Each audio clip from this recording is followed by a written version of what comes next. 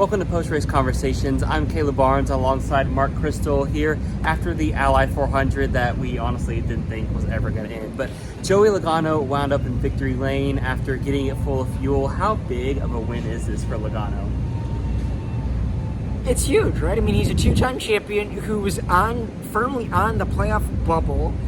He and Todd Gordon both said that if they decide to pit rather than stay out like they did, well, they might come back and finish 15th. Then what's the risk reward of you gain points but you don't win it? So then you're doing points racing for the rest of the regular season. Todd Gordon also predicted that there's going to be at least probably 2 more winners in the regular season. So if they would have stuck it out, and then there's 2 more winners, how does that affect them? A massive amount of fuel that they saved seemingly surprised everybody. That was a large conversation in the media center. Paul Wolfe said that they packed it full of fuel. He trusts his 2 computer engineers on that regard. Logano said that on the backstretch entering turn 3 is when it started to sputter, and that if the finish line was closer to turn 1, he probably doesn't win it. But at the same time, the finish line is where it's located. It was a close finish, and he got to go to victory lane. And as far as a win, the 2-time champion is going to go back into the playoffs to chase his 3rd title. Yeah, big win for Logano. We saw how excited he was after the race, and part of that, I think, he shared after the race in his post-race availability that it felt almost like a super speedway victory because of all the chaos, because we didn't know what was going to happen and everybody was running out of gas and crashing and all those other things. But I think there's also some extra excitement there because he shared on Saturday about his disdain for points racing, and he just wanted to win and get it out of the way. Now he's locked in along with both of his Team Penske teammates, so all 3 Penske drivers are locked into the playoffs now. I think is a pretty big deal as well. But so with Logano winning, that leaves Alex Bowman on the playoff bubble above Bubba Wallace by 51 points. So you mentioned there could be some more winners. Well, what are you looking for these next few weeks? When you think about it, 51 points is almost a full race of points. The 40 points plus the maximum 20 that you can get from the 2 stages. So it almost becomes, look, we're going to Chicago, street course, year 2. Who knows what the weather will be? Last year was the historic rain and everything else. So who knows what the chaos or craziness of that will be.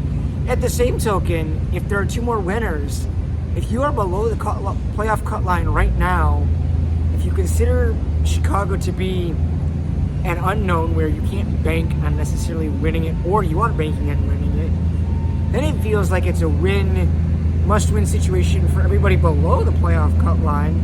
And even the guys who are right above it, do you go conservative to make sure you're good on the points? If there's somebody who's below leading, do you get aggressive, right? I mean, it changes how everybody does their strategies, pit, how aggressive you are, that sort of thing, from here on out. Yeah, and speaking of drivers on or below the cut line, there are quite a few guys up there who were having great days, well, it was day, and then it ended at night, and it's dark out here, but there are some guys who are having great races, and then the late race chaos really just kind of ruined their days. Who were some of the biggest misses from today? Ross Chastain, for one, right? I mean, he and Kyle Larson, I believe it was at Darlington a year or 2 ago, he got into Kyle Larson. Rick Hendrick reportedly had a conversation with Chastain about kind of reining in his aggression. And then today, Larson goes in too deep, or I don't know exactly what his mistake was there. But at the same time, Larson gets into Chastain wrecks, and Chastain, is a guy who hasn't won yet this year, and it's not so much that he's getting nervous, but every race that we get closer to the end of the regular season, the guys who haven't won, the nerves have to be getting up there. Beyond him, Denny Hamlin, I mean, how many times, at least I think 2 of the race starts where Denny Hamlin was leading, and I think for one of the restarts, Hamlin was 10, 15 feet, maybe that far away from the line to take the white flag when the caution came out. So, oh so close to winning, and yet he didn't. And then for Kyle Busch, I mean, Frontstretch had on Friday Faceoff, as Kyle Busch hit rock bottom, he had a really strong race going until he got tapped on a restart into the wall. And in Kyle Busch fashion, he gave the crowd what they wanted, did his bow, maybe saluting the fact that there were numerous restarts or just making light of the wrecks. I don't know what his reasoning was behind the bow, but another really stout performance from the team, and the results don't show it. So, I mean, for Busch, if we thought he couldn't hit rock bottom entering this weekend, he might have just added another layer to that. Yeah, Kyle Busch was a big one. I think Corey LaJoie was another big miss. He had a shot to earn a top 10, possibly a top 5 finish. He was right there restarting with Zane Smith, but I guess mechanical issues kind of derailed their team. We weren't able to grab him after the race. And then not as much of a big miss, but Zane Smith, man, whenever the 22 and 45 washed up the racetrack, I was like, where is he? Where is he? And he wasn't quite able to get to the throttle soon enough. He said after the race he had a bit of a rough 3 and 4 there, or else he could have possibly pulled alongside Logano, and then who knows, if that 22 had started sputtering, we could have been talking to Zane Smith as a race winner. So there's a lot of time left for chaos to ensue. So as you mentioned, Ross Chastain and some of the Alex Bowman, some of these guys who are still above the cut line, Ty Gibbs, but and he was also involved in the crash. These guys are above the cut line, but as summer chaos has completely enveloped the whole field, it seems like those guys certainly aren't sleeping easy at night, knowing that we go to Chicago next week and maybe Michael McDowell picks up a win. Who knows? So it'll definitely be a chaotic week. I think it's probably about time for us to wrap it up. But how can people find you on social media? Yeah, so at Mark, last name Kristl